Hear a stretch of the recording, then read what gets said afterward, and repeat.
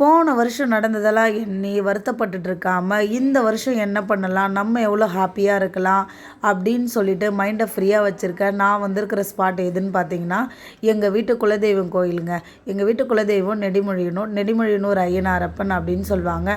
அந்த கோவிலுக்கு நான் போயிட்டு வந்தேன்னா, நான் எவ்வளோ கஷ்டத்துல, வருத்தத்துல இருந்தாலும், கொஞ்சம் கூட எனக்கு அந்த கவலைலாம் இல்லாம ஃப்ரீயான மாரி ஃபீல் பண்ணுவேன். அதனால தாங்க நான் எப்பயுமே எங்க குலதெய்வம் கோயில்லேருந்து தான் ஸ்டார்ட் பண்ணுவேன். அடுத்தது நான் என்ன பண்ணுவேன்னா, அந்த வேல இருக்கிற சாய்பாபா டெம்பிளுக்கு போகலாம் அப்படின்னு டிசைட் பண்ணியிருந்தேன். கொஞ்ச நாள் கன்ஸ்ட்ரக்ஷன் ஒர்க் போயிட்டு இருந்தது. இப்போ தான் இன்னாட் பண்ணி ஓப்பன் பண்ணி வச்சுருந்தாங்க. ஸோ போன உடனே தரிசனம் சூப்பராக கிடச்சிது. அது மட்டும் இல்லைங்க, ஸ்வீட் பொங்கல் பிரசாதம் கொடுத்துருந்தாங்க. எப்பயுமே அங்கே ஆஸ் யூஷுவல் சாம்பார் சாதம் தான் போடுவாங்க. இந்த தடவை பார்த்தீங்கன்னா ஸ்வீட் பொங்கல் கொடுத்தாங்க.